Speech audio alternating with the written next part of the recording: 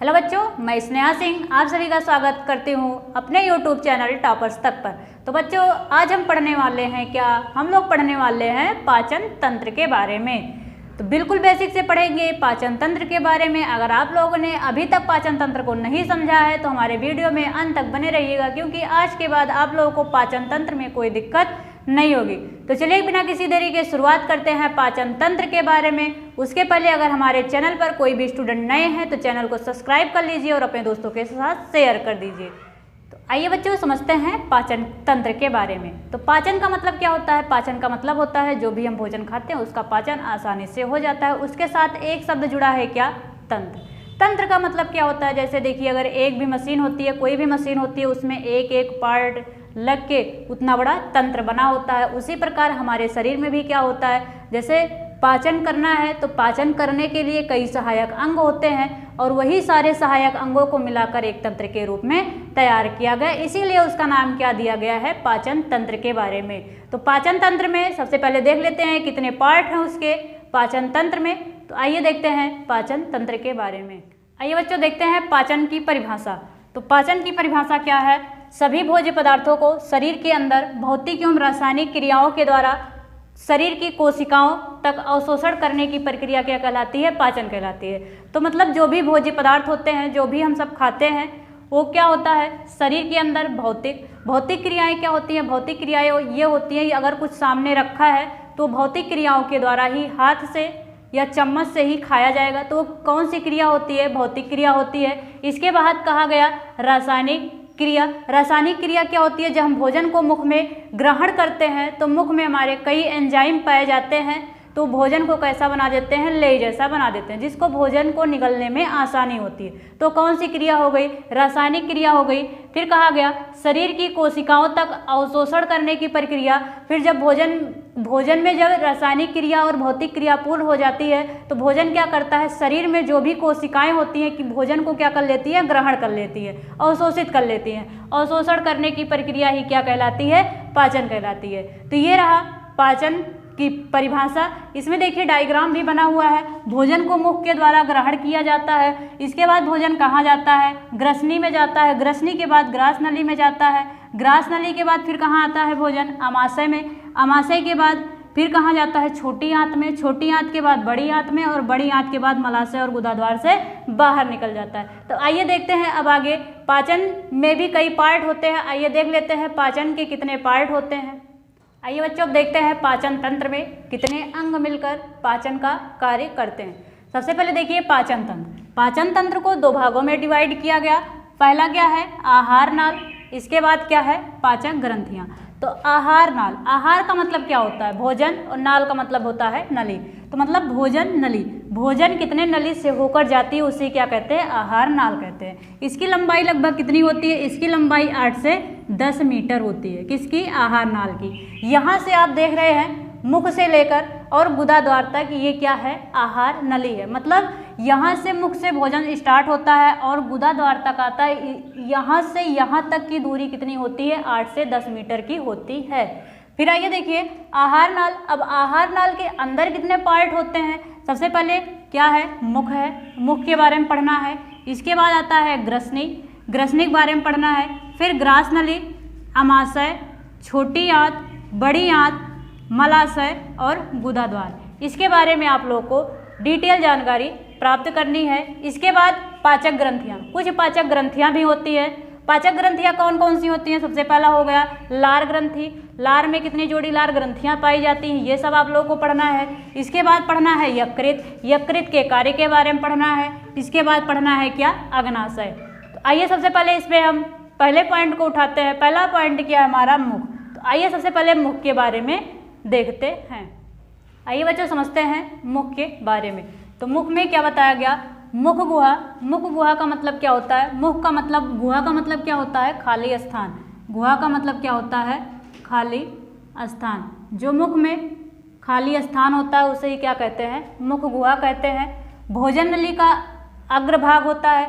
भोजन नली मतलब आहार नाल का क्या होता है? अग्रभाग होता है, जिसमें 4 प्रकार के दांत पाए जाते हैं और 4 प्रकार के जो दांत पाए जाते हैं इससे भोजन चबाकर लेई जैसा बना दिया जाता है। जब लेई जैसा बन जाता है तो लार में क्या होता है? टाइलिन एंजाइम पाया जाता है।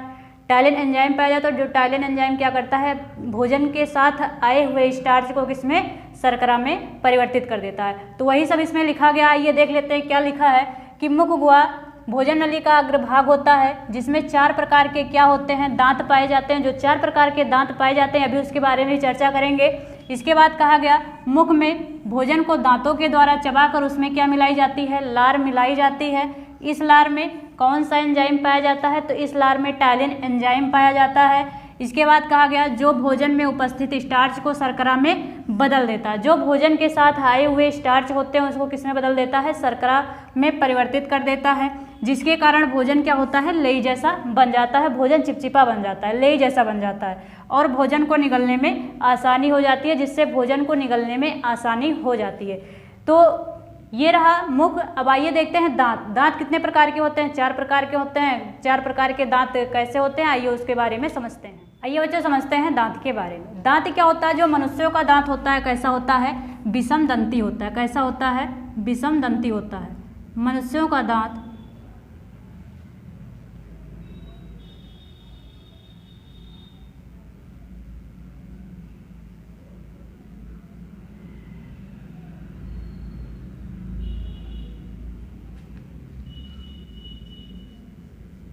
विषम दंती क्यों होता है, क्योंकि इसमें विभिन्न प्रकार के दांत पाए जाते हैं। तो आइए देखते हैं इसमें कौन कौन से प्रकार के दांत पाए जाते हैं। इसमें 4 प्रकार के दांत पाए जाते हैं, जिसमें पहला क्या होता है, पहला होता है कृंतक। पहला क्या होता है, कृंतक। दूसरा होता है रदनक। तीसरा होता है अग्रचवर्णक। अग्रचवर्णक। और जो चौथा होता है उसे कहते हैं चवर्णक। तो इसमें अगर हम बात करें कृंतक की, कृंतक जो होता है इसकी संख्या कितनी होती है, तो कृंतक की संख्या जो होती है 8। संख्या में 8 होते हैं और जोड़ी में 4 होते हैं। जोड़ी में 4 होते हैं। इसके बाद अगर हम रदनक की बात करें तो रदनक कितना होता है, तो रदनक जो होता है संख्या में 4 होता है। संख्या में 4 और जोड़ी में 2। इसके बाद अगर हम अग्रचवर्णक की बात करें, अग्रचवर्णक भी संख्या में कितना होता है, 8 होता है। संख्या में 8 और जोड़ी में कितना होता है, जोड़ी में 4 होता है।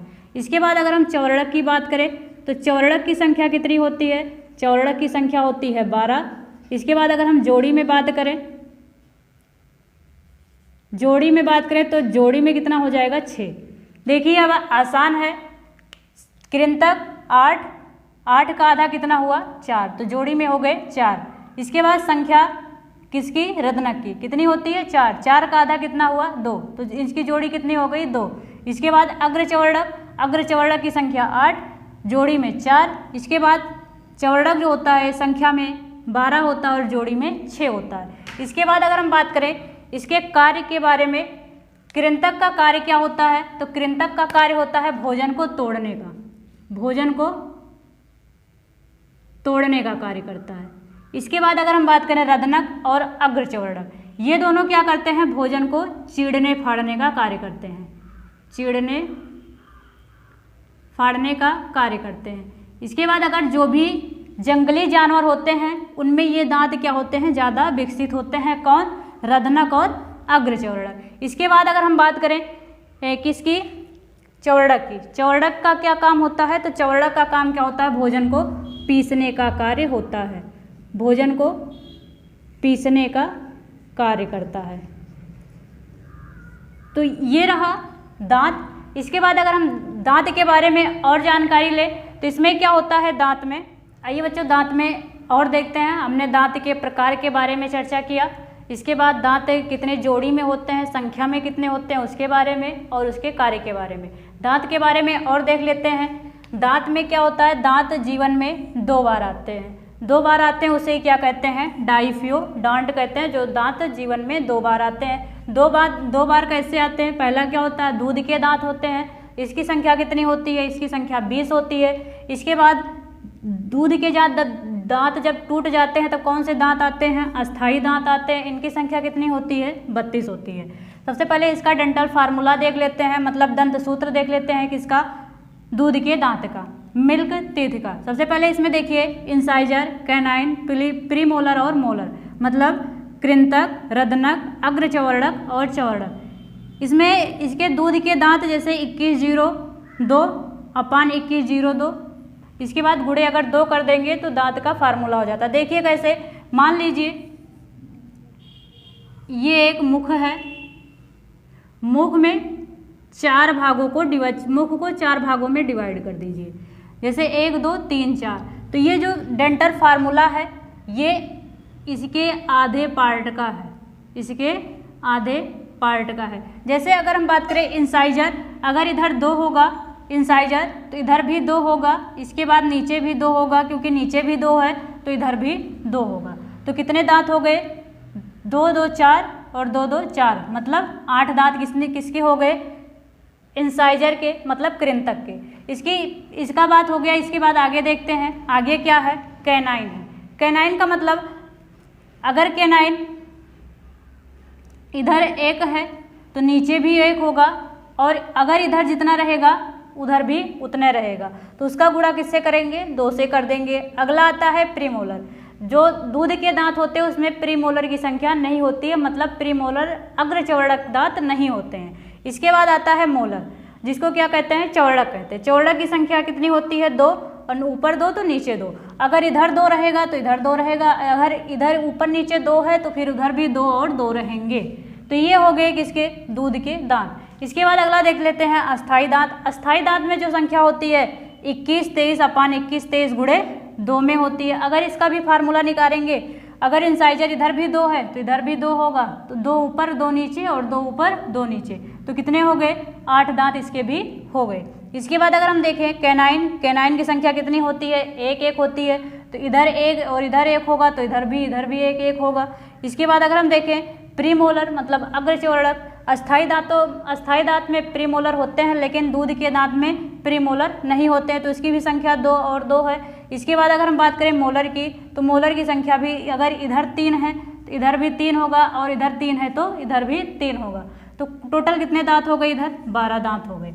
तो चलिए देख लेते हैं। इसके बाद अगर हम देखें 32 दांत इसके हो गए, किसके, अस्थाई दांत के, और 20 दांत इसके हो गए, किसके, दूध के दांत। अगर इन दोनों को घटा दिया जाता है तो कितने दांत बचते हैं, 12 दांत। 12 दांत ऐसे होते हैं जो जीवन में एक बार निकलते हैं। जब जीवन में एक बार निकलते हैं तो उस दांत को क्या कहते हैं, उस दांत को कहते हैं मोनोफियोडांट। मोनोफियोडांट कहते हैं। किसको कहते हैं, देखिए जब मिल्क टीथ कितना होता है, मतलब दूध के दांत कितने होते हैं, 20 होते हैं, और अस्थाई दांत कितने होते हैं, 32 होते हैं। इन दोनों को जब घटा दिया जाता है संख्या कितनी आती है, 12।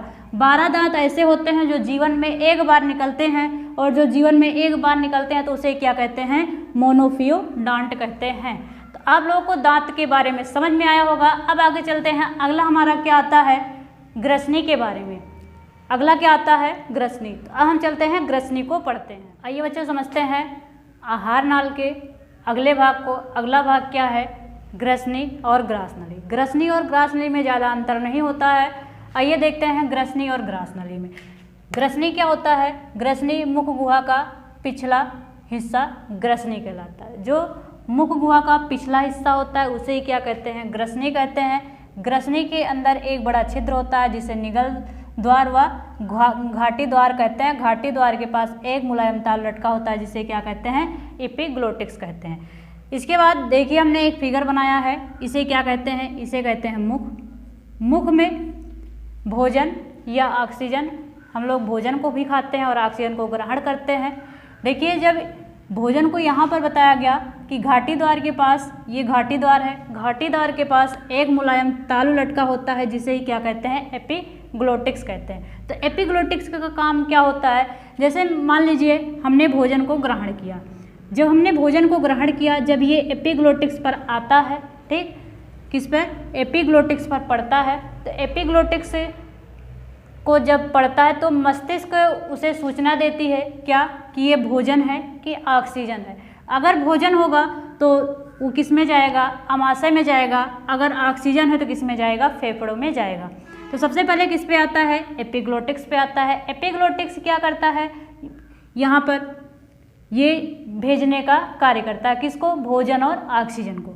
जब हमने यहाँ पर ऑक्सीजन को ग्रहण किया, एपिग्लोटिक्स पर आया, तो एपिग्लोटिक्स को पता चल जाता है कि ये भोजन है कि ऑक्सीजन है। तो अगर ये ऑक्सीजन है तो किस में जाएगा, फेफड़ों में जाएगा। अगर वो भोजन है तो किस में जाएगा, आमाशय में जाएगा। अब आप लोग यहाँ पर एक ध्यान दीजिए, जब आप लोग कहते हैं हिचकी आती है, हिचकी आती है मतलब कोई याद करता है तब हिचकी आती है, ऐसा आप लोग कहते हैं, लेकिन ऐसा नहीं। ऐसा इसलिए होता है क्योंकि कभी कभी अगर आप कुछ भी सोच रहे होते हैं, अगर खाना खाते हैं तो क्या करता है, एपिग्लोटिक्स क्या करता है, समझ नहीं पाता। क्यों नहीं समझ पाता, क्योंकि उसका ब्रेन जो है बिजी है, वो सोच नहीं पाया कि ये क्या है, भोजन है कि ऑक्सीजन है। तो गलती से भोजन कहाँ चला आता है, फेफड़े वाले नली में चला आता है, जिसके कारण हिचकी आती है। हिचकी जब फेफड़े वाले नली में आ जाती है तब इसे पता चलता है कि ये क्या भोजन है, ये ऑक्सीजन नहीं है। तो ये क्या करता है, ऊपर से ये ढकेलता है। जब ढकेलता है तो यहाँ पर जो ढक्कन लगा होता है वो खुलता है। जब खुलता है तब क्या आती है, हिचकी आती है। तो यही कंडीशन से क्या होती है, हिचकी आती है। अगला देख लेते हैं क्या, ग्रास नली। ग्रास नली क्या होता है, यह 25 सेंटीमीटर क्या होती है, लंबी होती है। 25 सेंटीमीटर मतलब जैसे एक स्केल होती है उसी के लगभग होती है, ठीक। यह श्वास नली के पीछे स्थित होती है। श्वास नली मतलब ग्रास नली। ग्रास नली कहाँ स्थित होती है, ग्रसनी के पीछे। ग्रसनी क्या है, एक श्वास नली है, तो वहीं पर ये स्थित होती है। कहाँ पर, श्वास नली के पीछे स्थित होती है। श्वास नली मतलब क्या, ग्रसनी। ग्रसनी को ही क्या कहते हैं, श्वास नली कहते हैं। इसके बाद यह आमाशय में खुलती है। कहाँ खुलती है, आमाशय में। यहाँ से देखिए, ग्रसनी, ग्रास नली। ग्रास नली किसमें खुलती है, आमाशय में खुलती है। इसके बाद कहा गया इसमें कर्मानुकुंचन गति होती है। कर्मानुकुंचन गति का मतलब क्या होता है, कर्मानुकुंचन गति का मतलब होता है जब भोजन मुख से, ग्रसनी से, जब ग्रास नली से होते हुए कहाँ आता है, आमाशय में आता है। जब आमाशय में आता है तो इसमें क्या होता है, कर्मानुकुंचन गति होता है। कर्माकुंचन गति मतलब होता है भोजन धीरे धीरे धीरे धीरे कहाँ पहुँचता है, आमाशय में पहुँचता है। अभी डायरेक्ट अगर भोजन धीरे धीरे ना होके डायरेक्ट अगर एक बैग किस में आ जाएगा, आमाशय में आ जाएगा, तो आमाशय में पेट में क्या होने लगेगा, दर्द होने लगा। इसीलिए इसमें क्या होता है, कर्मानुकुंचन गति होता है। और कर्मानुकुंचन गति कैसा होता है कि भोजन को धीरे धीरे धीरे धीरे कहाँ पहुँचा देता है, आमाशय में पहुँचा देता है। फिर इसमें कहा गया इसमें भोजन का पाचन नहीं होता। क्यों इसमें भोजन का पाचन नहीं होता, क्योंकि ग्रास नली में कोई भी एंजाइम ग्रंथियां नहीं पाई जाती। चाहे एंजाइम हो चाहे ग्रंथि हो, ये इसमें कुछ भी नहीं पाया जाता। ये एक पाइप के तरह कार्य करता है। जैसे छतों से पाइप लगा होता है नीचे पानी गिरने के लिए, उसी प्रकार इसका भी काम होता है क्या, मुख से भोजन को कहाँ, आमाशय में गिराने के लिए। इसके बाद इसमें कहा गया परंतु इसमें श्लेष्म या म्यूकस बनता है। श्लेष्म या म्यूकस क्या होता है, यह एक चिपचिपा पदार्थ होता है। चिपचिपा पदार्थ होता है। जब कर्मानुकुंचन गति होती है चिपचिपे पदार्थ के कारण ही क्या होती है, कोई दर्द नहीं होता, क्योंकि इसमें एक क्या पाया जाता है, चिपचिपा पदार्थ। चिपचिपा पदार्थ को क्या कहते हैं, श्लेष्म या म्यूकस कहते हैं। तो ये हो गई ग्रसनी और ग्रास नली। आगे चलते हैं, आगे हमारा टॉपिक क्या है, आमाशय है। आमाशय के बाद छोटी आंत और बड़ी आंत के बारे में देखते हैं। आइए बच्चों देख लेते हैं आमाशय के बारे में। आमाशय क्या है, यह जे आकार के थैलेनुमा संरचना होती है। थैली या जे आकार की, देख रहे हैं जे आकार का है और थैले के समान है।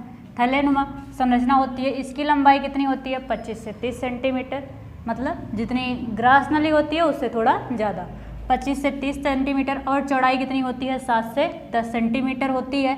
यह बाईं ओर स्थित होती है, मतलब यह बाईं ओर स्थित होती है। दाहिना बायां आप लोग को पता होगा, तो आमाशय कहाँ होता है, बाईं ओर स्थित होता है। इसके बाद कहा गया इसमें जठर ग्रंथियां पाई जाती हैं, जो क्या निकालती हैं, जठर रस निकालती हैं। और इसमें जठर रस कितने प्रकार का होता है, 3 प्रकार का होता है। कौन कौन से, पहला हो गया HCl, दूसरा हो गया पेप्सिन और तीसरा हो गया म्यूकस। म्यूकस क्या होता है, जो आमाशय के आंतरिक भाग में क्या पाया जाता है, म्यूकस पाया जाता है। इसके बाद पेप्सिन का काम क्या होता है, पेप्सिन का काम क्या होता है, प्रोटीन का पाचन करना। प्रोटीन पास से और पेप्सिन भी पास से है, तो ये किसका पाचन करता है, प्रोटीन का पाचन करता है। इसके बाद HCl क्या करता है, भोजन का पाचन करता है, भोजन को लेई जैसा बनाता है और भोजन के साथ आए जीवाणुओं को क्या करता है, नाश करता है। तो आमाशय हुआ, आमाशय क्या हुआ, यह जे आकार का होता है, ठीक, या बाईं ओर स्थित होता है। इसकी लंबाई कितनी होती है, 25 से 30 सेंटीमीटर और चौड़ाई क्या होती है, 7 से 10 सेंटीमीटर होती है। इसके बाद क्या है, इसमें जठर ग्रंथियाँ पाई जाती हैं, जो जठर ग्रंथियाँ क्या निकालती हैं, जठर रस को निकालती हैं। इसके बाद इसमें क्या बताया गया, इसमें जठर रस 3 प्रकार के होते हैं। पहला क्या हो गया HCl, दूसरा क्या हो गया पेप्सिन, और तो तीसरा क्या हो गया म्यूकस। इसके बाद HCl क्या करता है, भोजन का पाचन करता है, भोजन को लेई जैसा बनाता है और भोजन के साथ आए जीवाणुओं को क्या कर देता है, नाश कर देता है। इसके बाद पेप्सिन क्या हो गया, पेप्सिन क्या करता है, प्रोटीन का पाचन करता है, कौन, पेप्सिन। इसके बाद म्यूकस क्या होता है, म्यूकस जो आमाशय होता है, आमाशय के आंतरिक भाग में म्यूकस का मतलब चिपचिपा पदार्थ होता है, वो म्यूकस लगा होता है किसके, आमाशय में। तो ये रहा आमाशय। आइए अब देख लेते हैं छोटी आंत के बारे में। आइए बच्चों देखते हैं छोटी आंत के बारे में। छोटी आंत क्या है, यह नली सबसे अधिक लंबी होती है। आहार नाल में जितने भी पार्ट बताए गए उसमें से छोटी आंत जो होती है सबसे लंबी होती है। कितना होती है, लगभग 6 से 7 मीटर तक होती है और यह कुंडलित अवस्था में उदर गुहा में स्थित होती है और इसके चारों ओर क्या होती है, बड़ी आंत होती है। बताया गया यह कुंडलित अवस्था में उदर गुहा में स्थित होती है। उदर का मतलब क्या होता है, पेट, और गुहा का मतलब होता है खाली स्थान। मतलब जो पेट का खाली स्थान होता है वहीं पर छोटी आंत क्या होती है, कुंडलित अवस्था में पड़ी हुई होती है और इसके चारों ओर क्या लगा होता है, इसके चारों ओर बड़ी आंत होती है। तो ये हो गया छोटी आंत। आइए देखते हैं बड़ी आंत के बारे में। बड़ी आंत क्या है, यह अधिक चौड़ी होती है। छोटी आंत से इसकी लंबाई कम होती है। चौड़ी तो होती है बड़ी आंत, लेकिन छोटी आंत से इसकी बड़ी आंत की लंबाई क्या होती है, कम होती है। इसके बाद कहा गया है छोटी आंत एक छोटे से थैले जैसे भाग में खुलती है जिसका एक सिरा 7 से 10 सेंटीमीटर सकरा मतलब पतला, इसके बाद बंद नली के रूप में निकलता है जिसे क्या कहते हैं, क्रीम रूप प्रशेषिका कहते हैं। ये वाला जो भाग है मतलब छोटी आंत जो बंद सक्रिय नली में या बंद नली में जो खुलती है उसे क्या कहते हैं, क्रीम रूप प्रशेषिका कहते हैं। यहाँ देखिए दिखाया गया है, क्रीम रूप प्रशेषिका में खुलती है और इसकी जो लंबाई होती है कितनी होती है, 7 से 10 सेंटीमीटर होती है। इसके बाद कहा गया थैले के दूसरी ओर लगभग 3 इंच चौड़ी नली कोलन निकलती है। मतलब इस थैले के ऊपर जो 3 इंच जो चौड़ी नली होती है उसे क्या कहते हैं, कोलन कहते हैं। फिर ये ऊपर जाती है, इसके बाद समानांतर होती है, फिर नीचे आती है। देखिए वही कहा गया है, निकलती है, जो निकलने के बाद एक और ऊपर उठती है, बाद में समानांतर होकर नीचे उतरती है, अंत में कहाँ, मलाशय में खुल जाती है। मतलब ये ऊपर उठती है, इसके बाद समानांतर जाती है, समानांतर जाने के बाद फिर नीचे, अंत में नीचे आकर किसमें, मलाशय में खुल जाती है। तो छोटी आंत हो गया, बड़ी आंत हो गया। अब हमारा टॉपिक क्या है, मलाशय और गुदाद्वार के बारे में पढ़ेंगे। आइए बच्चों देख लेते हैं मलाशय के बारे में। तो मलाशय में क्या कहा गया, यह बड़ी आंत का ही अंतिम भाग होता है और यह लगभग 7 से 8 सेंटीमीटर लंबा होता है। मलाशय का मतलब क्या होता है, मल का स्थान। मल के स्थान को ही क्या कहते हैं, मलाशय कहते हैं। और क्या, यह 7 से 8 सेंटीमीटर लंबा होता है। अगला आता है हमारा गुदा। गुदा क्या होता है, मलाशय का अंतिम भाग होता है और यह छल्लेदार मांसपेशियों का बना होता है। इसके बाहर वाले खुलने वाले छिद्र को ही क्या कहते हैं, गुदाद्वार कहते हैं। तो जो गुदा होता है यह छल्लेदार मांसपेशियों का बना होता है और वह जिस स्थान से खुलता है उसे ही क्या कहते हैं, गुदाद्वार कहते हैं। तो आज का हमारा टॉपिक यहीं पर ख़त्म होता है। क्या, पाचन तंत्र। अगले वीडियो में हम चर्चा करेंगे पाचक ग्रंथियों के बारे में। उसके पहले अगर आप लोग हमारे चैनल पर नए हैं तो चैनल को सब्सक्राइब कर दीजिए। वीडियो अच्छी लगी हो तो वीडियो को लाइक कर दीजिए, अपने दोस्तों के साथ शेयर कर दीजिए। कमेंट बॉक्स में कमेंट करके ज़रूर बताइए वीडियो आपको कैसी लगी। Thank you so much.